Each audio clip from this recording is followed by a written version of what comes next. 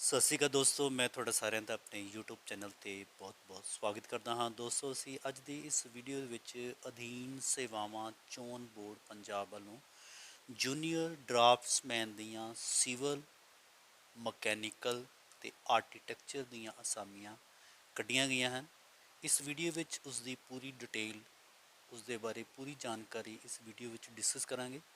तो friends, video शुरू करने तो पहला अगर तुम इस चैनल के नवे हो, अजे तक चैनल को सबसक्राइब नहीं किया तो प्लीज़ पहला चैनल को सबसक्राइब करो। तो इस नाल बैल आइकन प्रेस करो ताकि हर इनफॉर्मेटिव वीडियो का नोटिफिकेशन थोड़े तक सब तो पहला पहुँच सके। अगर तुहानू वीडियो अच्छी लगे, वीडियो को लाइक और शेयर जरूर करना। तो इस नाल ही शुरू करते हैं। ਪੰਜਾਬ ਸਰਕਾਰ ਦੇ ਵੱਖ-ਵੱਖ ਵਿਭਾਗਾਂ ਤੋਂ ਪ੍ਰਾਪਤ ਮੰਗ ਪੱਤਰ ਅਸਾਮੀਆਂ ਦਾ ਵਰਗੀਕਰਨ ਅਤੇ ਨਿਯਮਾਂ ਅਨੁਸਾਰ ਗਰੁੱਪ ਸੀ ਦੀਆਂ ਜੂਨੀਅਰ ਡਰਾਫਟਸਮੈਨ, ਸਿਵਲ, ਮਕੈਨੀਕਲ ਅਤੇ ਆਰਕੀਟੈਕਚਰ ਦੀਆਂ ਕੁੱਲ 547 ਅਸਾਮੀਆਂ ਭਰਨ ਦੇ ਲਈ ਬੋਰਡ ਦੀ ਵੈਬਸਾਈਟ ssb.punjab.gov.in ਤੇ ਯੋਗ ਉਮੀਦਵਾਰ 16 ਜਨਵਰੀ 2021 ਤੋਂ 11 ਫਰਵਰੀ 2021 ਸ਼ਾਮ 5 ਵਜੇ ਤੱਕ ऑनलाइन अर्जियां बिने पत्तरां ਦੀ ਮੰਗ ਕੀਤੀ ਜਾਂਦੀ ਹੈ। ਸਾਮੀਆਂ ਦਾ ਵਰਗੀਕਰਨ। ਸਭ ਤੋਂ ਪਹਿਲਾਂ ਅਸੀਂ ਗੱਲ ਕਰਦੇ ਹਾਂ ਜੀ ਜੂਨੀਅਰ ਡਰਾਫਟਸਮੈਨ ਸਿਵਲ ਦੀਆਂ ਅਸਾਮੀਆਂ ਹਨ 529। ਉਸ ਤੋਂ ਬਾਅਦ ਹੈ ਜੂਨੀਅਰ ਡਰਾਫਟਸਮੈਨ ਮਕੈਨੀਕਲ ਦੀਆਂ 13 ਔਰ ਜੂਨੀਅਰ ਡਰਾਫਟਸਮੈਨ ਆਰਕੀਟੈਕਚਰ ਦੀਆਂ ਜੀ 5 ਔਰ ਟੋਟਲ 547 ਅਸਾਮੀਆਂ ਦਿੱਤੀ ਜਾਂਦੀ ਹੈ। ਉਸ ਤੋਂ ਬਾਅਦ ਜੀ ਇਹ ਪੋਸਟਾਂ ਜਿਹੜੀਆਂ ਅਲੱਗ-ਅਲੱਗ ਡਿਪਾਰਟਮੈਂਟ ਵਿੱਚ ਕੱਢੀਆਂ ਗਈਆਂ। ਨੇਮ ਆਫ ਡਿਪਾਰਟਮੈਂਟ ਤੇ ਪੋਸਟ ਨੇਮ। ਸਭ ਤੋਂ ਪਹਿਲਾਂ ਅਸੀਂ ਡਿਪਾਰਟਮੈਂਟ ਦੀ ਗੱਲ ਕਰਦੇ ਹਾਂ, soil and water conservation. Post ਦਾ ਨਾਂ ਹੈਗੀ ਜੂਨੀਅਰ ਡਰਾਫਟਸਮੈਨ ਸਿਵਲ।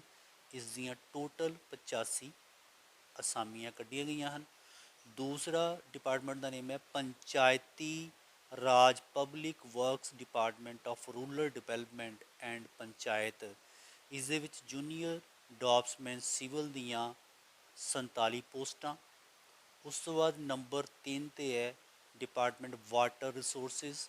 इस दे विच जूनीयर ड्राफ्ट्समैन सिविल दियाँ 162 असामियाँ ते जूनीयर ड्राफ्ट्समैन मकैनिकल दियाँ 13 असामियाँ। उस तो बाद नैक्सट है Punjab water resources management and development corporation SAS नगर, जिस दे विच पोस्ट का नाम है जूनीयर ड्राफ्ट्समैन सिविल और कुल पोस्ट है जी 12। उस तो बाद water supply and sanitation junior draftsman civil, इस दी वैकेंसी है जी 80।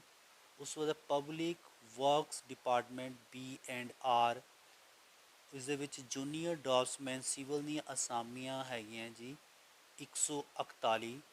उस तो बाद director land records Punjab junior draughtsman दियां असामियां हैगियां जी 2। चीफ आर्कीटैक्चर दे विच पोस्ट का नाम है जूनीयर ड्राफ्ट्समैन आर्कीटैक्चर, इस दियां असामियां हैगियां जी 5। टोटल जिहड़ियां असामियां है, टोटल असामियां बनदियां जी 547। टोटल असामियां 547। उस तो बाद है जी असामियां दी उक्त कैटागरी वाइज वंड संबंधित विभागों तो प्राप्त मंग पत्तरां अनुसार दी गई है, जो भविख विच संबंधित विभागों सरकार तो प्राप्त सूचना फैसले दे सन्मुख तब्दीली हो सकती है। उस तो बाद इसका पे स्केल की गल करिए जी, तनख्वाह स्केल किन्ना है। इसका जोड़ा पे स्केल है वो है 25,500। 25,500। इस तो बाद आ गया जी एजुकेशन क्वालिफिकेशन, जिस विच सब तो पहला असामी का नाम है जूनीयर ड्राफ्ट्समैन सिविल, जिसकी योग्यता है शुड है passed examination of matriculation with Punjabi as one of the subject from recognised university और इंस्टीट्यूट। ठीक है जी, कि मैट्रिक पद्धर तक जड़ी है पंजाबी पढ़ी होनी जरूरी है। ਉਸ ਤੋਂ ਬਾਅਦ ਸੈਕੰਡ ਕੰਡੀਸ਼ਨ ਹੈ should possess 2 year certificate of draftsman civil from industrial training institute ITI ਤੋਂ ਤੁਹਾਡਾ 2 ਸਾਲ ਦਾ ਜਿਹੜਾ ਡਰਾਫਟਸਮੈਨ ਸਿਵਲ ਦੇ ਵਿੱਚ ਡਿਪਲੋਮਾ ਹੋਣਾ ਜ਼ਰੂਰੀ ਹੈ। ਇਹ ਇਸ ਦੀ ਵਿਦਿਅਕ ਯੋਗਤਾ ਹੈ। ਦੂਸਰੀ ਅਸਾਮੀ ਹੈ ਜੀ ਜੂਨੀਅਰ ਡਰਾਫਟਸਮੈਨ ਮਕੈਨੀਕਲ, ਉਸ ਦੇ ਵਿੱਚ ਹੈ ਸਭ ਤੋਂ ਪਹਿਲਾਂ ਕਿ ਮੈਟ੍ਰਿਕ ਪੱਧਰ ਤੱਕ ਜਿਹੜੀ ਹੈ ਤੁਹਾਡੀ ਪੰਜਾਬੀ ਜਿਹੜੀ ਹੈ ਪਾਸ ਹੋਣੀ ਚਾਹੀਦੀ ਹੈ। ਔਰ ਦੂਸਰੀ ਕੰਡੀਸ਼ਨ ਹੈ ਕਿ 2 ਸਾਲ ਦਾ ਤੁਹਾਡੇ ਕੋਲ ਸਰਟੀਫਿਕੇਟ ਹੋਣਾ ਚਾਹੀਦਾ draughtsman mechanical industrial training institute ITI ਤੋਂ 2 ਸਾਲ ਦਾ ਤੁਹਾਡੇ ਕੋਲ ਡਰਾਫਟਸਮੈਨ ਦਾ ਡਿਪਲੋਮਾ ਹੋਣਾ ਚਾਹੀਦਾ 2 ਸਾਲ ਦਾ। ਨੈਕਸਟ ਹੈ ਜੂਨੀਅਰ ਡਰਾਫਟਸਮੈਨ ਆਰਕੀਟੈਕਚਰ, ਇਹਦੇ ਵਿੱਚ 3 ਸਾਲ ਦਾ ਡਿਪਲੋਮਾ ਜਿਹੜਾ ਆਰਕੀਟੈਕਚਰ ਵਿੱਚ ਹੋਣਾ ਜ਼ਰੂਰੀ ਹੈ। Assistantship awarded by the state board of technical education or recognized university or institution, board ਚੋਂ ਜਾਂ ਟੈਕਨੀਕਲ ਇੰਸਟੀਟਿਊਸ਼ਨ 'ਚ ਤੁਹਾਡੇ ਕੋਲ 3 ਸਾਲ ਦਾ ਜਿਹੜਾ ਡਿਪਲੋਮਾ ਆਰਕੀਟੈਕਚਰ ਦੇ ਵਿੱਚ ਪਾਸ ਹੋਣਾ ਜ਼ਰੂਰੀ ਹੈ। ਉਸ ਤੋਂ ਬਾਅਦ ਹੈ ਜੀ ਉਸ ਤੋਂ ਬਾਅਦ ਇਸ ਦਾ ਮੇਨ ਪੁਆਇੰਟ ਹੈ ਕਿ Punjab water resources management and development corporation SAS ਨਗਰ ਦੇ ਜੂਨੀਅਰ ਡਰਾਫਟਸਮੈਨ ਸਿਵਲ ਦੇ ਲਈ ਤਰਜੀਹ ਭਰਨ ਵਾਲੇ ਉਮੀਦਵਾਰਾਂ ਕੋਲ 2 ਸਾਲ ਡਰਾਫਟਸਮੈਨ ਸਿਵਲ ਦਾ ਸਰਟੀਫਿਕੇਟ ਕੋਰਸ ਦੇ ਨਾਲ 1 ਸਾਲ ਦੀ ਅਪ੍ਰੈਂਟਿਸਸ਼ਿਪ ਦਾ ਹੋਣਾ ਲਾਜ਼ਮੀ ਹੈ। ਇਸ ਲਈ ਉਮੀਦਵਾਰਾਂ ਨੂੰ ਹਦਾਇਤ ਕੀਤੀ ਜਾਂਦੀ ਹੈ ਕਿ ਉਹ ਸੰਬੰਧਿਤ ਕੈਟਾਗਰੀ ਵਿੱਚ ਅਸਾਮੀਆਂ ਦੀ ਉਪਲਬਧਤਾ ਅਤੇ ਵਿਦਿਅਕ ਯੋਗਤਾ ਦੀ ਸ਼ਰਤ ਪੂਰੀ ਕਰਦੇ ਹੋਣ ਦੀ ਸੂਰਤ ਵਿੱਚ ਹੀ ਇਹਨਾਂ ਅਸਾਮੀਆਂ ਲਈ ਤਰਜੀਹ ਦਰਜ ਕਰਨ।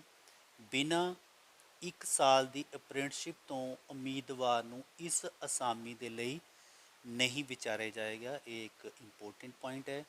ਉਸ ਤੋਂ ਬਾਅਦ ਹੈ ਉਮੀਦਵਾਰ ਆਨਲਾਈਨ ਅਪਲਾਈ ਕਰਨ ਦੀ ਆਖਰੀ ਮਿਤੀ ਤੋਂ ਪਹਿਲਾਂ ਹਰ ਪੱਖੋਂ ਲੋੜੀਂਦੀ ਵਿਦਿਅਕ ਯੋਗਤਾ ਪੂਰੀ ਕਰਦਾ ਹੋਵੇ। ਜਦੋਂ ਤੁਸੀਂ ਆਨਲਾਈਨ ਅਪਲਾਈ ਕਰਨਾ ਹੈ ਤਾਂ ਤੁਹਾਡੀ ਜਿਹੜੀ ਯੋਗਤਾ ਹੈ ਉਸ ਟਾਈਮ 'ਤੇ ਪੂਰੀ ਹੋਣੀ ਚਾਹੀਦੀ ਹੈ। ਜੋ ਕੈਂਡੀਡੇਟ ਅਜੇ ਡਿਪਲੋਮਾ ਕਰ ਰਹੇ ਹੈ ਜਾਂ ਉਹਨਾਂ ਦਾ ਰਿਜ਼ਲਟ ਦੀ ਵੇਟ ਕਰ ਰਹੇ ਹੈ ਉਹ ਇਸ ਅਸਾਮੀ ਨੂੰ ਅਪਲਾਈ ਨਹੀਂ ਕਰ ਸਕਦੇ। ਉਸ ਤੋਂ ਬਾਅਦ ਆ ਗਿਆ ਜੀ ਕੈਟਾਗਰੀ ਕੋਡ, ਤੁਸੀਂ ਸਕਰੀਨ 'ਤੇ ਦਿਖ ਰਹੇ ਹੋ।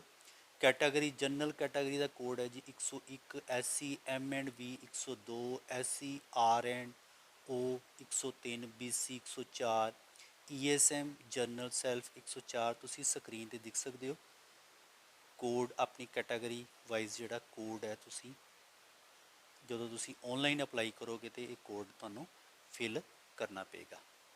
ਉਸ ਤੋਂ ਬਾਅਦ ਹੈ ਜੀ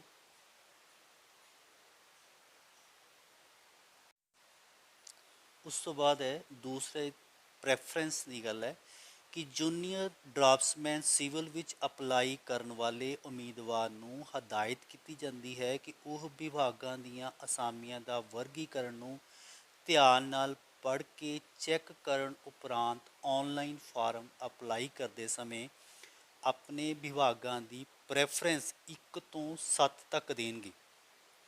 ਕਿਸੇ ਵੀ ਸਟੇਜ ਦੇ ਉਮੀਦਵਾਰ ਵੱਲੋਂ ਦਿੱਤੀ ਵਿਭਾਗਾਂ ਦੀ ਤਰਜੀਹ ਯਾਨੀ ਕਿ ਪ੍ਰੈਫਰੈਂਸ ਨੂੰ ਤਬਦੀਲ ਨਹੀਂ ਕੀਤਾ ਜਾ ਸਕਦਾ। ਜੋ ਪਿੱਛੇ ਅਸੀਂ ਡਿਪਾਰਟਮੈਂਟ ਅਲੱਗ-ਅਲੱਗ ਡਿਸਕਸ ਕੀਤੇ ਹੈ ਉਹਨਾਂ ਦੇ ਵਿੱਚ ਤੁਸੀਂ ਆਪਣੀ ਪ੍ਰੈਫਰੈਂਸ ਦੇ ਹਿਸਾਬ ਦੇ ਨਾਲ ਜਿਹੜਾ ਅਪਲਾਈ ਕਰ ਸਕਦੇ ਹੋ।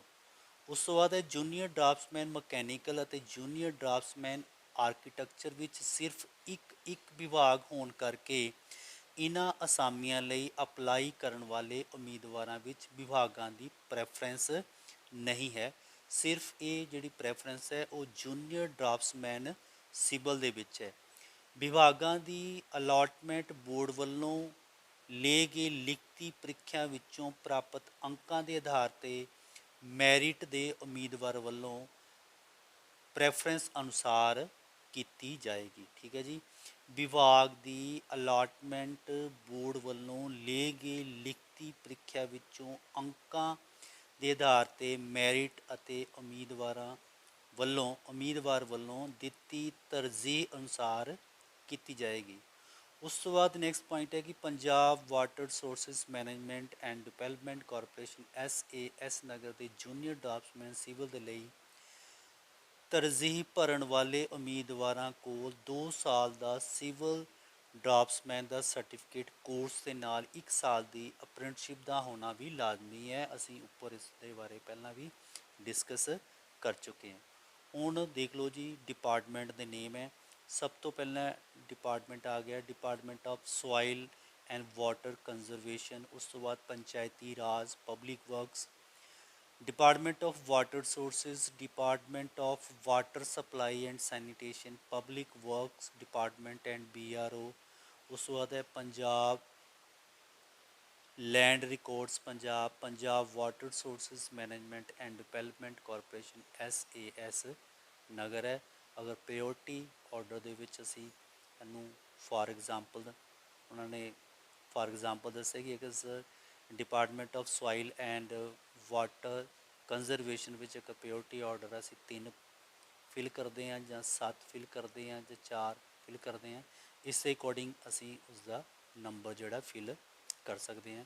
Fill your preference of for department only numeric value, ਇਸ ਦੇ ਵਿੱਚ ਤੁਸੀਂ ਨੰਬਰਿਕ ਵੈਲਿਊ 1 2 3 4 5 6 ਇਸ ਦੇ ਅਕੋਰਡਿੰਗ ਜਿਹੜਾ ਤੁਸੀਂ ਪੜ੍ਹ ਸਕਦੇ ਹੋ।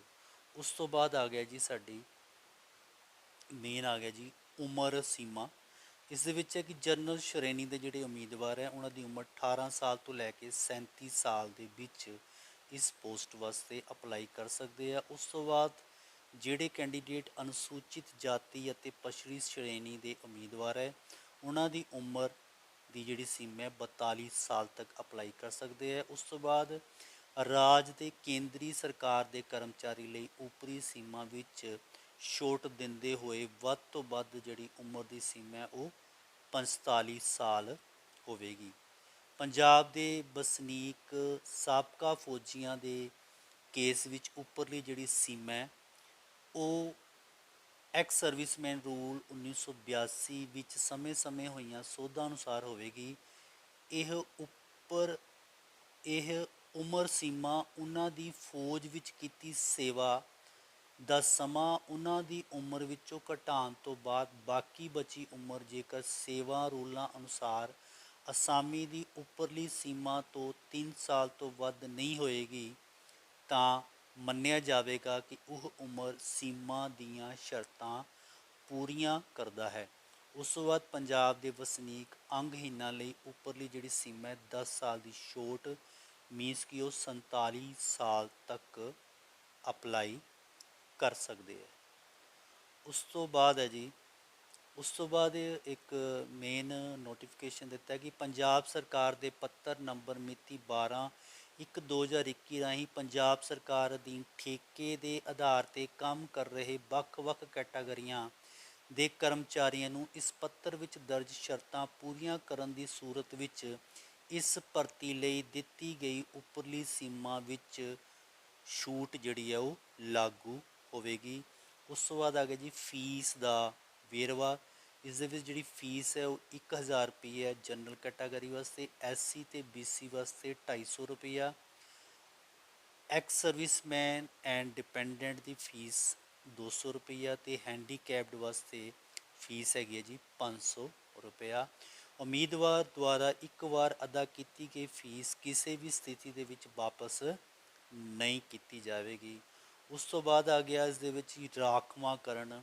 ਉਮੀਦਵਾਰ ਸ਼੍ਰੇਣੀ ਅਤੇ ਇਸ ਦੇ ਕੋਡ ਦਾ ਧਿਆਨ ਰੱਖਦੇ ਹੋਏ ਔਨਲਾਈਨ ਫਾਰਮ ਧਿਆਨ ਨਾਲ ਭਰਨ ਕਿਉਂਕਿ ਕਿਸੇ ਵੀ ਸਟੇਜ 'ਤੇ ਸ਼੍ਰੇਣੀ ਅਤੇ ਸ਼੍ਰੇਣੀ ਕੋਡ ਤਬਦੀਲ ਨਹੀਂ ਕੀਤਾ ਜਾ ਸਕੇਗਾ। ਰਾਖਵਾਂਕਰਨ ਦਾ ਲਾਭ ਕੇਵਲ ਪੰਜਾਬ ਦੇ ਵਸਨੀਕਾਂ ਨੂੰ ਹੀ ਮਿਲੇਗਾ। ਇਸ ਲਈ ਸ਼੍ਰੇਣੀ ਵਿੱਚ ਸ਼੍ਰੇਣੀ ਕੋਡ ਭਰਨ ਸਮੇਂ ਉਮੀਦਵਾਰ ਇਸ ਗੱਲ ਦਾ ਧਿਆਨ ਰੱਖੇਗਾ ਕਿ ਉਮੀਦਵਾਰ ਵੱਲੋਂ ਔਨਲਾਈਨ ਭਰੇ ਗਏ ਫਾਰਮ ਵਿੱਚ ਦਰਜ ਸ਼੍ਰੇਣੀ ਅਤੇ ਸ਼੍ਰੇਣੀ ਕੋਡ ਦੇ ਆਧਾਰ 'ਤੇ ਉਸ ਦੀ ਪਾਤਰਤਾ ਨੂੰ ਵਿਚਾਰਿਆ ਜਾਵੇਗਾ।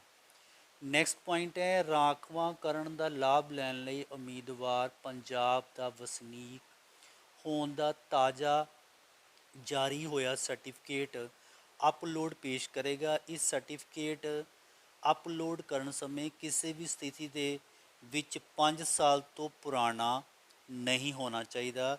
ਨੈਕਸਟ ਹੈ ਅਨੁਸੂਚਿਤ ਜਾਤੀ ਪਛੜੀ ਸ਼੍ਰੇਣੀ ਸਾਬਕਾ ਫੌਜੀਆਂ ਦਾ ਸਰਟੀਫਿਕੇਟ ਪੰਜਾਬ ਸਰਕਾਰ ਦੀਆਂ ਪ੍ਰਚਲਿਤ ਹਦਾਇਤਾਂ ਅਨੁਸਾਰ ਹੋਣਾ ਲਾਜ਼ਮੀ ਹੈ।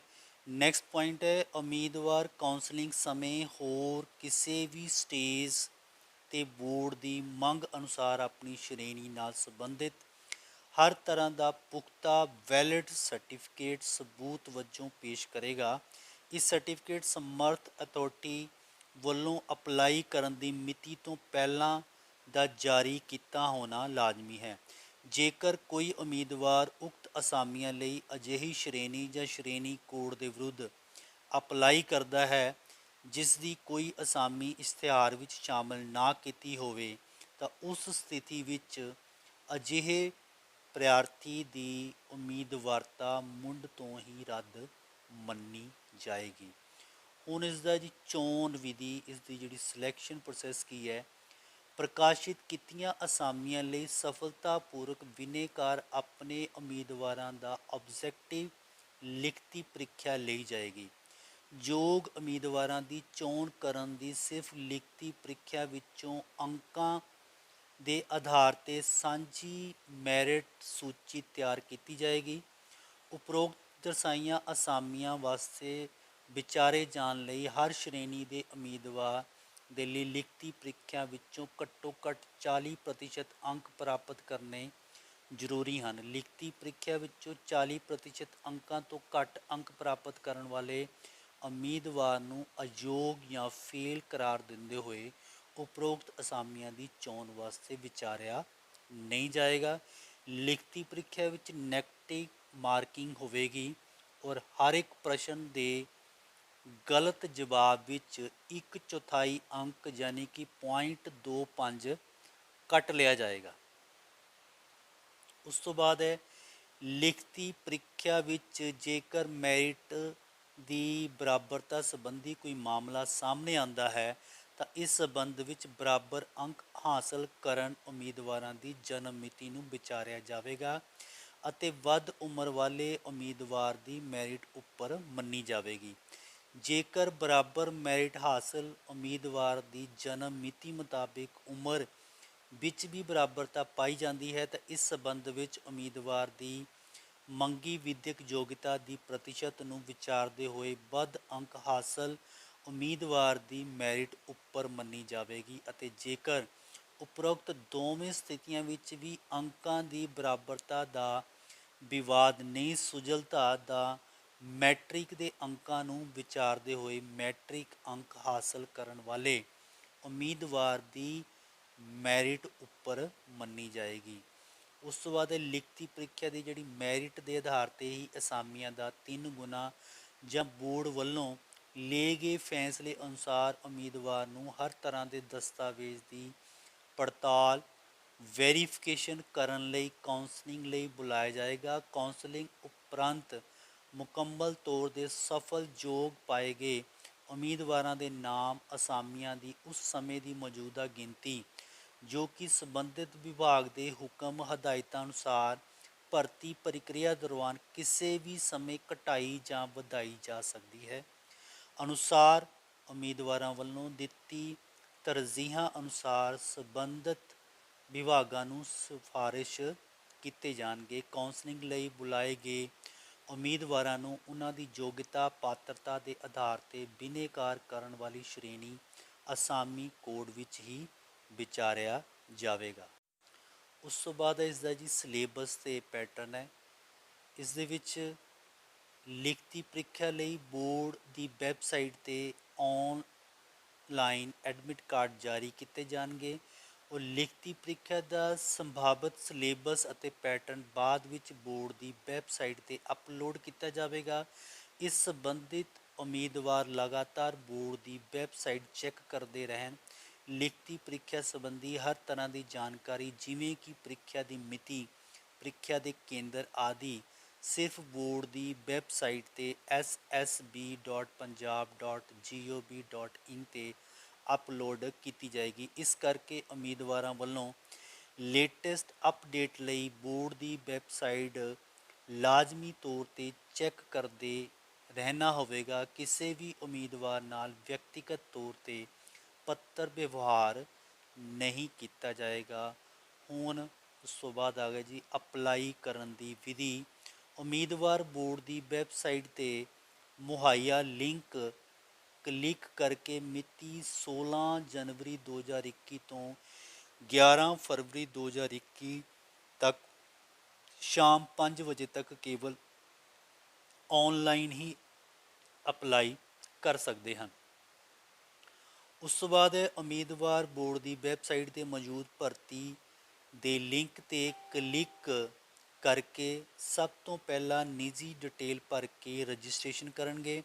ਰਜਿਸਟ੍ਰੇਸ਼ਨ ਸਫਲ ਹੋਣ ਉਪਰੰਤ ਯੂਜ਼ਰ ਨੇਮ ਅਤੇ ਪਾਸਵਰਡ ਜਨਰੇਟ ਹੋ ਜਾਵੇਗਾ, ਜਿਸ ਦੀ ਵਰਤੋਂ ਕਰਕੇ ਉਮੀਦਵਾਰ ਫਿਰ ਲੌਗਇਨ ਕਰਕੇ ਸਟੈਪ ਵਾਈਜ਼ ਹਰ ਪੱਖੋਂ ਮੁਕੰਮਲ ਐਪਲੀਕੇਸ਼ਨ ਫਾਰਮ ਭਰਨਗੇ। ਉਸ ਤੋਂ ਬਾਅਦ ਹੈ ਜੀ ਇਸ ਨੂੰ ਸਬਮਿਟ ਕਰਨਗੇ, ਪਰੰਤੂ ਇਹ ਐਪਲੀਕੇਸ਼ਨ ਫਾਰਮ ਫੀਸ ਦੀ ਸਫਲਤਾਪੂਰਵਕ ਅਦਾਇਗੀ ਹੋਣ ਉਪਰੰਤ ਹੀ ਸਵੀਕਾਰ ਕੀਤੇ ਜਾਣਗੇ। ਜੂਨੀਅਰ ਡਰਾਫਟਸਮੈਨ ਸਿਵਲ ਵਿੱਚ ਅਪਲਾਈ ਕਰਨ ਵਾਲੇ ਉਮੀਦਵਾਰਾਂ ਨੂੰ ਹਦਾਇਤ ਕੀਤੀ ਜਾਂਦੀ ਹੈ ਕਿ ਉਹ ਵਿਭਾਗਾਂ ਦੀਆਂ ਅਸਾਮੀਆਂ ਦਾ ਵਰਗੀਕਰਨ ਨੂੰ ਧਿਆਨ ਨਾਲ ਪੜ੍ਹ ਕੇ ਅਤੇ ਚੈੱਕ ਕਰਨ ਉਪਰੰਤ ਔਨਲਾਈਨ ਫਾਰਮ ਅਪਲਾਈ ਕਰਦੇ ਸਮੇਂ ਆਪਣੇ ਵਿਭਾਗਾਂ ਦੀ ਪ੍ਰੈਫਰੈਂਸ 1 ਤੋਂ 7 ਤੱਕ ਦੇਣਗੇ। ਕਿਸੇ ਵੀ ਸਟੇਜ ਦੇ ਉਮੀਦਵਾਰ ਵੱਲੋਂ ਦਿੱਤੀ ਵਿਭਾਗਾਂ ਦੀ ਤਰਜੀਹ ਨੂੰ ਤਬਦੀਲ ਨਹੀਂ ਕੀਤਾ ਜਾਵੇਗਾ। ਠੀਕ ਹੈ ਜੀ। ਉਸ ਤੋਂ ਬਾਅਦ ਹੈ ਉਮੀਦਵਾਰ ਔਨਲਾਈਨ ਐਪਲੀਕੇਸ਼ਨ ਫਾਰਮ ਭਰਨ ਸਮੇਂ ਆਪਣੀ ਪਾਸਪੋਰਟ ਸਾਈਜ਼ ਫੋਟੋਗ੍ਰਾਫ, ਹਸਤਾਖਰ ਅਤੇ ਲੋੜੀਂਦੇ ਵਿਦਿਅਕ ਯੋਗਤਾ ਜਿਵੇਂ ਕਿ ਮੈਟ੍ਰਿਕ 10ਵੀਂ ਦਾ ਜਨਮ ਮਿਤੀ ਵਾਲਾ ਸਰਟੀਫਿਕੇਟ ਅਤੇ ਉਪਰੋਕਤ ਅਸਾਮੀਆਂ ਲਈ ਲੜੀ ਨੰਬਰ 4 ਵਿੱਚ ਦਰਸਾਈ ਵਿਦਿਅਕ ਯੋਗਤਾ ਸੰਬੰਧੀ ਮੰਗੇ ਲੋੜੀਂਦੇ ਵਿਦਿਅਕ ਯੋਗਤਾ ਸਰਟੀਫਿਕੇਟ ਸਕੈਨ ਕਰਕੇ ਅਪਲੋਡ ਕਰਨਗੇ। ਤੇ ਇਹਨਾਂ ਦਸਤਾਵੇਜ਼ਾਂ ਦੇ ਅਪਲੋਡ ਹੋਣ ਅਤੇ ਮੁਕੰਮਲ ਐਪਲੀਕੇਸ਼ਨ ਫਾਰਮ ਸਬਮਿਟ ਹੋ ਜਾਣ ਉਪਰੰਤ ਉਸ ਵਿੱਚ ਕਿਸੇ ਵੀ ਤਰ੍ਹਾਂ ਦੀ ਸੋਧ ਨਹੀਂ ਕੀਤੀ ਜਾ ਸਕਦੀ। ਔਨਲਾਈਨ ਐਪਲੀਕੇਸ਼ਨ ਫਾਰਮ ਦੇ ਸਫਲਤਾਪੂਰਵਕ ਸਬਮਿਟ ਹੋ ਜਾਣ ਉਪਰੰਤ ਉਮੀਦਵਾਰ ਲੌਗਿੰਗ ਇਨਟੂ ਦਾ ਔਨਲਾਈਨ ਐਪਲੀਕੇਸ਼ਨ ਪੋਰਟਲ 'ਤੇ ਮੌਜੂਦ ਮੇਕ ਪੇਮੈਂਟ ਲਿੰਕ ਦੇ ਅਧੀਨ ਪੇ ਫੀ ਲਿੰਕ 'ਤੇ ਕਲਿੱਕ ਕਰਕੇ ਫੀਸ ਦਾ ਭੁਗਤਾਨ ਕਰ ਸਕਣਗੇ। ਉਮੀਦਵਾਰ ਔਨਲਾਈਨ ਐਪਲੀਕੇਸ਼ਨ ਫਾਰਮ ਸਬਮਿਟ ਜਮ੍ਹਾਂ ਹੋਣ ਦੀ ਮਿਤੀ ਤੋਂ ਬਾਅਦ ਕੰਮਕਾਜ ਵਾਲੇ ਤੀਸਰੇ ਦਿਨ ਫੀਸ ਦਾ ਭੁਗਤਾਨ ਸਟੇਟ ਬੈਂਕ ਆਫ ਇੰਡੀਆ ਦੀ ਕਿਸੇ ਵੀ ਸ਼ਾਖਾ ਵਿੱਚ ਚਲਾਨ ਰਾਹੀਂ ਜਾਂ net banking, credit card, debit card, ਰੁਪਏ ਕਾਰਡ, ਫੋਨਪੇ, ਗੂਗਲ ਪੇ ਆਦਿ ਕਿਸੇ ਵੀ ਮੋਡ ਦੇ ਵਿੱਚ ਫੀਸ ਜਮ੍ਹਾਂ ਕਰਾ ਸਕਣਗੇ। ਔਨਲਾਈਨ ਅਪਲਾਈ ਅਤੇ ਔਨਲਾਈਨ ਐਪਲੀਕੇਸ਼ਨ ਫਾਰਮ ਸਬਮਿਟ ਕਰਨ ਦੀ ਆਖਰੀ ਮਿਤੀ ਹੋਏਗੀ 11 ਫਰਵਰੀ 2021 ਸ਼ਾਮ 5 ਵਜੇ ਤੱਕ। ਤੋਂ ਇਸ ਤੋਂ ਬਾਅਦ ਮਿਤੀ 15 ਫਰਵਰੀ 2021 ਤੱਕ ਸਿਰਫ ਫੀਸ ਭਰੀ ਜਾਵੇਗੀ। ਉਸ ਤੋਂ ਬਾਅਦ ਨੋਟ ਇੱਕ ਇੰਪੋਰਟੈਂਟ ਪੁਆਇੰਟ ਹੈ ਕਿ ਉਮੀਦਵਾਰ ਫੀਸ ਜਮ੍ਹਾਂ ਕਰਾਉਣ ਦੇ ਲਈ ਸਿਲੈਕਟ ਪੇਮੈਂਟ ਕੈਟਾਗਰੀ ਨੰਬਰ ਕਰਨ ਉਪਰੰਤ ਹੇਠ ਲਿਖੇ ਅਨੁਸਾਰ ਡਾਟਾ ਭਰਨਗੇ। ਫਾਰ ਐਗਜ਼ਾਮਪਲ ਦਿੱਤਾ ਕਿ enter application number, for example ਇਹ ਤੁਹਾਡਾ ਐਪਲੀਕੇਸ਼ਨ ਨੰਬਰ ਹੈ। ਐਂਟਰ ਡੇਟ ਆਫ ਬਰਥ, ਇਸ ਤਰ੍ਹਾਂ ਤੁਸੀਂ ਆਪਣੀ ਜਿਹੜੀ ਹੈ ਡੇਟ ਆਫ ਬਰਥ ਫਿਲ ਕਰ ਸਕਦੇ ਹੋ। ਉਮੀਦਵਾਰ ਦੁਆਰਾ ਲੋੜੀਂਦੀ ਫੀਸ ਜਮ੍ਹਾਂ ਕਰਾਉਣ ਉਪਰੰਤ ਔਨਲਾਈਨ ਅਪਲਾਈ ਕਰਨ ਦੀ ਪ੍ਰਕਿਰਿਆ ਮੁਕੰਮਲ ਹੋ ਸਕੇਗੀ ਅਤੇ ਔਨਲਾਈਨ ਐਪਲੀਕੇਸ਼ਨ ਫਾਰਮ ਸਵੀਕਾਰ ਕੀਤਾ ਜਾਵੇਗਾ।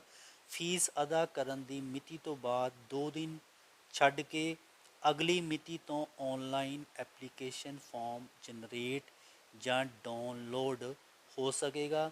ਉਮੀਦਵਾਰ ਇਸ ਫਾਰਮ ਦਾ ਪ੍ਰਿੰਟ ਲੈ ਕੇ ਭਵਿੱਖ ਵਿੱਚ ਇਸ ਨੂੰ ਸੰਭਾਲ ਕੇ ਰੱਖਣ ਲਈ ਜ਼ਿੰਮੇਵਾਰ ਹੋਣਗੇ।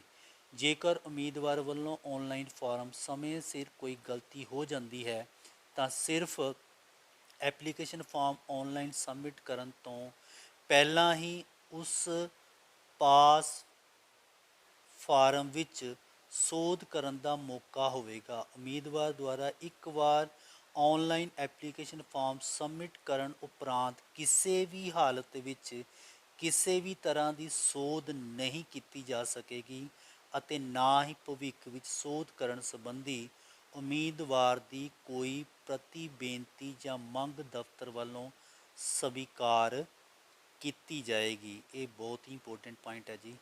ਫਾਰਮ ਨੂੰ ਬਹੁਤ ਹੀ ਧਿਆਨ ਦੇ ਨਾਲ ਫਿਲ ਕਰਨਾ ਹੈ। ਉਸ ਤੋਂ ਬਾਅਦ ਕਿਸੇ ਵੀ ਉਮੀਦਵਾਰ ਨੂੰ ਫੀਸ ਦੀ ਮੁਆਫੀ ਜਾਂ ਛੋਟ ਨਹੀਂ ਦਿੱਤੀ ਜਾਵੇਗੀ ਅਤੇ ਫੀਸ ਦਾ ਭੁਗਤਾਨ ਨਾ ਕਰਨ ਦੀ ਹਾਲਤ ਵਿੱਚ ਐਪਲੀਕੇਸ਼ਨ ਫਾਰਮ ਅਧੂਰਾ ਸਮਝਦੇ ਹੋਏ ਸਵੀਕਾਰ ਨਹੀਂ ਕੀਤਾ ਜਾਏਗਾ ਅਤੇ ਉਸ ਦੀ ਅਰਜ਼ੀ ਜਾਂ ਪਾਤਰਤਾ ਮੁੱਢ ਤੋਂ ਹੀ ਰੱਦ ਸਮਝੀ ਜਾਏਗੀ। ਕਿਸੇ ਹੋਰ ਵਿਧੀ ਰਾਹੀਂ ਭੇਜੀ ਗਈ ਅਰਜ਼ੀ ਜਾਂ ਕਿਸੇ ਹੋਰ ਵਿਧੀ ਰਾਹੀਂ ਜਮ੍ਹਾਂ ਕਰਵਾਈ ਗਈ ਫੀਸ ਨੂੰ ਵੈਲਿਡ ਨਹੀਂ ਮੰਨਿਆ ਜਾਵੇਗਾ ਅਤੇ ਨਾ ਹੀ ਉਹ ਸਵੀਕਾਰ ਕੀਤੀ ਜਾਏਗੀ। Net banking, credit card, debit card ਜਾਂ ਕਿਸੇ ਹੋਰ ਮੋਡ ਰਾਹੀਂ ਅਦਾ ਕੀਤੀ ਗਈ ਫੀਸ ਕਿਸੇ ਵੀ ਕਾਰਨ ਕਰਕੇ ਅਸਫਲ ਹੋਣ ਦੀ ਸਥਿਤੀ ਵਿੱਚ ਉਮੀਦਵਾਰ ਦੀ ਐਪਲੀਕੇਸ਼ਨ ਰੱਦ ਸਮਝੀ ਜਾਵੇਗੀ। ਨੈਕਸਟ ਪੁਆਇੰਟ ਹੈ ਜੀ, ਬਿਨੈਕਾਰਾਂ ਦੇ ਧਿਆਨ ਹਿੱਤ ਅਤੀ ਜ਼ਰੂਰੀ ਹਦਾਇਤਾਂ, ਜਿਸ ਵਿੱਚ ਦੱਸਿਆ ਗਿਆ ਉਮੀਦਵਾਰ ਵੱਲੋਂ ਹਾਸਲ ਕੀਤਾ ਗਿਆ ਟੈਕਨੀਕਲ ਵਿਦਿਅਕ ਯੋਗਤਾ ਸੰਬੰਧੀ ਸਰਟੀਫਿਕੇਟ ਭਾਰਤ ਸਰਕਾਰ ਦੇ DGT ਡਾਇਰੈਕਟਰ ਟੈਕਨੀਕਲ ਐਜੂਕੇਸ਼ਨ ਦੁਆਰਾ ਮਾਨਤਾ ਪ੍ਰਾਪਤ ਇੰਡਸਟਰੀਅਲ ਟ੍ਰੇਨਿੰਗ ਇੰਸਟੀਚਿਊਟ ਤੋਂ ਸਮੇਂ-ਸਮੇਂ 'ਤੇ ਜਾਰੀ ਗਾਈਡਲਾਈਨ ਇੰਸਟਰਕਸ਼ਨ ਅਨੁਸਾਰ ਕੀਤਾ ਹੋਣਾ ਲਾਜ਼ਮੀ ਹੈ ਅਤੇ diploma AICTE state board of technical education ਦੁਆਰਾ ਸਮੇਂ-ਸਮੇਂ 'ਤੇ ਜਾਰੀ ਗਾਈਡਲਾਈਨ ਇੰਸਟਰਕਸ਼ਨ ਅਨੁਸਾਰ ਮਾਨਤਾ ਪ੍ਰਾਪਤ ਯੂਨੀਵਰਸਿਟੀ ਸੰਸਥਾ ਤੋਂ ਕੀਤਾ ਹੋਣਾ ਲਾਜ਼ਮੀ ਹੈ। ਇਸ ਚੀਜ਼ ਦਾ ਧਿਆਨ ਰੱਖਣਾ ਜੀ। ਉਹ ਡਿਪਲੋਮਾ ਤੁਹਾਡਾ AICTE ਤੋਂ ਅਪਰੂਵਡ ਹੋਣਾ ਚਾਹੀਦਾ ਹੈ। ਉਸ ਤੋਂ ਬਾਅਦ ਹੈ ਜਾਂ state board of technical education ਦੁਆਰਾ। ਦੂਸਰਾ ਪੁਆਇੰਟ ਹੈ, ਉਪਰੋਕਤ ਦਰਸਾਈਆਂ ਅਸਾਮੀਆਂ ਲਈ ਪੰਜਾਬ ਸਿਵਲ ਸੇਵਾਵਾਂ ਰੂਲਸ 1994 ਵਿੱਚ ਕੀਤੇ ਉਪਲਬਧ ਅਨੁਸਾਰ 10ਵੀਂ ਪੱਧਰ ਦੀ ਪੰਜਾਬੀ ਦਾ ਇਸ ਦੇ ਬਰਾਬਰ ਦੀ ਯੋਗਤਾ ਪਾਸ ਕੀਤੀ ਹੋਵੇ, ਇਹ ਲਾਜ਼ਮੀ ਹੈ। ਮੁੱਢਲੀ ਤਨਖਾਹ ਅਤੇ ਹੋਰ ਭੱਤਿਆਂ ਸੰਬੰਧੀ ਵਿਭਾਗ ਪੰਜਾਬ ਸਰਕਾਰ ਦਾ ਨੋਟੀਫਿਕੇਸ਼ਨ ਮਿਤੀ 15/1/2015 ਅਤੇ ਸੰਬੰਧੀ ਸਮੇਂ-ਸਮੇਂ 'ਤੇ ਜਾਰੀ ਹੋਰ ਹਦਾਇਤਾਂ ਲਾਗੂ ਹੋਣਗੀਆਂ।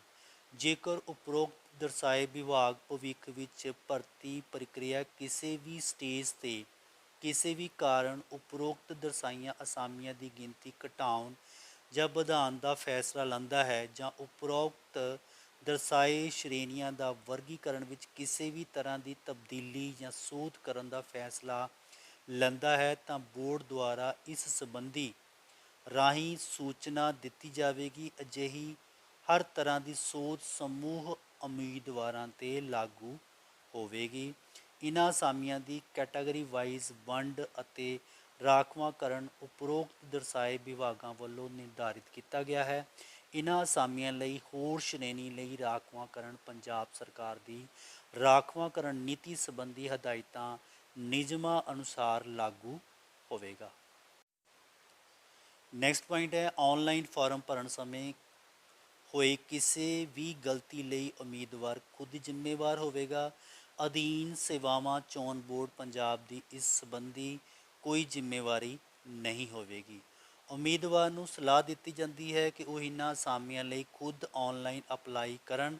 ਉਮੀਦਵਾਰ ਵੱਲੋਂ ਫਾਰਮ ਭਰਨ ਲਈ ਕਿਸੇ ਹੋਰ ਵਿਅਕਤੀ ਜਾਂ ਸਾਈਬਰ ਕੈਫੇ ਅਟੈਂਡੈਂਟ ਦੀ ਮਦਦ ਲੈਣ ਦੀ ਸਥਿਤੀ ਵਿੱਚ ਕੋਈ ਵੀ ਗਲਤੀ ਹੋ ਜਾਣ ਉਪਰੰਤ ਕਿਸੇ ਵੀ ਹਾਲਤ ਵਿੱਚ ਫਾਰਮ ਦੇ ਕਿਸੇ ਵੀ ਕਾਲਮ ਵਿੱਚ ਸੋਧ ਨਹੀਂ ਕੀਤੀ ਜਾਏਗੀ ਔਰ ਉਮੀਦਵਾਰ ਵੱਲੋਂ ਅਧੂਰਾ ਫਾਰਮ ਭਰਨ ਜਾਂ ਆਨਲਾਈਨ ਵਿਨੇਕਰਨ ਦੀ ਪ੍ਰਕਿਰਿਆ ਪੂਰੀ ਨਾ ਕਰਨ ਜਾਂ ਪੂਰੀ ਫੀਸ ਨਾ ਭਰਨ ਸਕਣ ਜਾਂ ਲੋੜੀਂਦੇ ਦਸਤਾਵੇਜ਼ ਅਪਲੋਡ ਨਾ ਕਰਨ ਦੀ ਸਥਿਤੀ ਵਿੱਚ ਉਸ ਦੇ ਵਿਨੇ ਪੱਤਰ ਸਵੀਕਾਰ ਨਹੀਂ ਕੀਤਾ ਜਾਵੇਗਾ ਅਤੇ ਉਸ ਨੂੰ ਇਹਨਾਂ ਅਸਾਮੀਆਂ ਦੇ ਲਈ ਉਮੀਦਵਾਰ ਨਹੀਂ ਮੰਨਿਆ ਜਾਏਗਾ। ਆਨਲਾਈਨ ਅਪਲਾਈ ਕਰਨ ਸਮੇਂ ਉਮੀਦਵਾਰ ਲੋੜੀਂਦੇ ਸਰਟੀਫਿਕੇਟ ਸਕੈਨ ਕਰਕੇ ਨਾਲ ਹੀ ਅਪਲੋਡ ਕਰਨਗੇ। ਨੈਕਸਟ ਪੁਆਇੰਟ ਹੈ ਕਿ ਉਮੀਦਵਾਰ ਇਹ ਤਸਦੀਕ ਕਰਨਗੇ ਕਿ ਉਹ ਉਪਰੋਕਤ ਅਸਾਮੀ ਅਨੁਸਾਰ ਲੋੜੀਂਦੀ ਵਿਦਿਅਕ ਯੋਗਤਾ ਅਤੇ ਨਿਰਧਾਰਿਤ ਸ਼ਰਤਾਂ ਪੂਰੀਆਂ ਕਰਦਾ ਹੈ। ਉਮੀਦਵਾਰ ਵੱਲੋਂ ਕਾਉਂਸਲਿੰਗ ਸਮੇਂ ਅਸਲ ਦਸਤਾਵੇਜ਼ ਦੇ ਆਧਾਰ 'ਤੇ ਉਮਰ, ਵਿਦਿਅਕ ਯੋਗਤਾ ਅਤੇ ਲੋੜੀਂਦੇ ਦਸਤਾਵੇਜ਼ ਸੰਬੰਧੀ ਤਸਦੀਕ ਕਰਨੀ ਹੋਵੇਗੀ। ਇਨ੍ਹਾਂ ਦਸਤਾਵੇਜ਼ਾਂ 'ਤੇ ਹਰ ਪੱਖੋਂ ਸਹੀ ਸਿੱਧ ਹੋਣ ਅਤੇ ਲੋੜੀਂਦੀਆਂ ਸ਼ਰਤਾਂ ਯੋਗਤਾਵਾਂ ਪੂਰੀਆਂ ਕਰਨ ਅਤੇ ਉਸ ਦੀ ਪਾਤਰਤਾ ਸਿੱਧ ਹੋਣ ਦੀ ਸਥਿਤੀ ਵਿੱਚ ਹੀ ਉਮੀਦਵਾਰ ਦਾ ਨਾਮ ਮੈਰਿਟ ਵੱਲੋਂ ਦਿੱਤੀ ਤਰਜੀਹ ਅਨੁਸਾਰ ਸੰਬੰਧਿਤ ਵਿਭਾਗ ਨੂੰ ਸਿਫਾਰਿਸ਼ ਕੀਤਾ ਜਾਏਗਾ। ਉਮੀਦਵਾਰ ਕਾਉਂਸਲਿੰਗ ਸਮੇਂ ਲੋੜੀਂਦੇ ਵਿਦਿਅਕ ਯੋਗਤਾ, ਤਕਨੀਕੀ ਯੋਗਤਾ ਅਤੇ ਰਾਖਵਾਂਕਰਨ ਨਾਲ ਸੰਬੰਧ ਆਪਣੇ ਅਸਲ ਸਰਟੀਫਿਕੇਟ ਅਤੇ ਉਹਨਾਂ ਦੀਆਂ ਤਸਦੀਕਸ਼ੁਦਾ ਕਾਪੀਆਂ ਪੇਸ਼ ਕਰਨਗੇ। ਇਹ ਸਾਰੇ ਦਸਤਾਵੇਜ਼ ਅਪਲਾਈ ਕਰਨ ਦੀ ਮਿਤੀ ਤੋਂ ਪਹਿਲਾਂ ਦੇ ਹੋਣੇ ਚਾਹੀਦੇ ਹਨ। ਕਾਉਂਸਲਿੰਗ ਸਮੇਂ ਕਿਸੇ ਵੀ ਲੋੜੀਂਦੇ ਦਸਤਾਵੇਜ਼ ਦੀ ਅਣਹੋਂਦ ਵਿੱਚ ਉਮੀਦਵਾਰ ਨੂੰ ਉਪਰੋਕਤ ਅਸਾਮੀਆਂ ਲਈ ਨਹੀਂ ਵਿਚਾਰਿਆ ਜਾਵੇਗਾ। ਕਾਉਂਸਲਿੰਗ ਲਈ ਆਉਣ ਵਾਲੇ ਉਮੀਦਵਾਰਾਂ ਨੂੰ ਕੋਈ TADA ਅਦਾ ਨਹੀਂ ਕੀਤਾ ਜਾਏਗਾ। ਉਮੀਦਵਾਰ ਦੁਆਰਾ ਇੱਕ ਵਾਰ ਅਦਾ ਕੀਤੀ ਗਈ ਫੀਸ ਬੋਰਡ, ਬੈਂਕ ਦੁਆਰਾ ਜਾਂ ਕਿਸੇ ਵੀ ਸਥਿਤੀ ਵਿੱਚ ਵਾਪਸ ਨਹੀਂ ਕੀਤੀ ਜਾਵੇਗੀ। ਇਸ ਭਰਤੀ ਸੰਬੰਧੀ ਕਿਸੇ ਵੀ ਤਰ੍ਹਾਂ ਦੀ ਤਬਦੀਲੀ ਸੋਧ ਕਰਨ ਦਾ ਅਧਿਕਾਰ ਅਧੀਨ ਸੇਵਾਵਾਂ ਚੋਣ ਬੋਰਡ ਪੰਜਾਬ ਪਾਸ ਰਾਖਵਾਂ ਹੋਵੇਗਾ ਅਤੇ ਕਿਸੇ ਵੀ ਮਾਮਲੇ ਵਿੱਚ ਵਿਸ਼ੇ ਸੰਬੰਧੀ ਬੋਰਡ ਦੁਆਰਾ ਗਠਿਤ ਕਮੇਟੀ ਦਾ ਫੈਸਲਾ ਅੰਤਿਮ ਅਤੇ ਸਾਰੇ ਉਮੀਦਵਾਰਾਂ 'ਤੇ ਲਾਗੂ ਹੋਏਗਾ। ਉਪਰੋਕਤ ਦਰਸਾਈਆਂ ਅਸਾਮੀਆਂ ਦੀਆਂ ਸ਼ਰਤਾਂ, ਨਿਯਮਾਂ, ਰਾਖਵਾਂਕਰਨ ਸੰਬੰਧਿਤ ਵਿਭਾਗਾਂ ਦੁਆਰਾ ਮੁਹੱਈਆ ਕਰਾਈਆਂ ਗਈਆਂ ਸੂਚਨਾ ਜਾਣਕਾਰੀ 'ਤੇ ਆਧਾਰਿਤ ਹਨ। ਇਸ ਸੰਬੰਧ ਵਿੱਚ ਹਰ ਤਰ੍ਹਾਂ ਦੀ ਜ਼ਿੰਮੇਵਾਰੀ ਸੰਬੰਧਿਤ ਵਿਭਾਗਾਂ ਦੀ ਹੋਵੇਗੀ। ਇਨ੍ਹਾਂ ਅਸਾਮੀਆਂ ਦੇ ਲਈ ਆਨਲਾਈਨ ਬਿਨੈ ਕਰਨ ਸੰਬੰਧੀ ਕੋਈ ਮੁਸ਼ਕਲ ਔਕੜ ਆਉਣ 'ਤੇ ਈਮੇਲ 'ਤੇ ਸੰਪਰਕ ਕੀਤਾ ਜਾ ਸਕਦਾ ਹੈ। ਇਸ ਭਰਤੀ ਸੰਬੰਧੀ ਹੋਰ ਜਾਣਕਾਰੀ ਪ੍ਰਾਪਤ ਕਰਨ ਲਈ ਕਿਸੇ ਵੀ ਕੰਮ ਕਾਜ ਵਾਲੇ ਦਿਨ 10 ਵਜੇ ਤੋਂ ਲੈ ਕੇ 4 ਵਜੇ ਤੱਕ ਬੋਰਡ ਦੇ ਦਫ਼ਤਰੀ ਫ਼ੋਨ ਨੰਬਰ 0172298000 ਜਾਂ ਐਕਸਟੈਂਸ਼ਨ ਨੰਬਰ ਹੈ 510351065107 'ਤੇ ਸੰਪਰਕ ਕੀਤਾ ਜਾ ਸਕਦਾ ਹੈ। तो फ्रेंड्स, अगर तुहानू वीडियो अच्छी लगी है तो वीडियो में लाइक और शेयर जरूर करना। अगर तुसी इस चैनल ते नवे हो तो चैनल को सबसक्राइब करना। धन्यवाद। जय हिंद।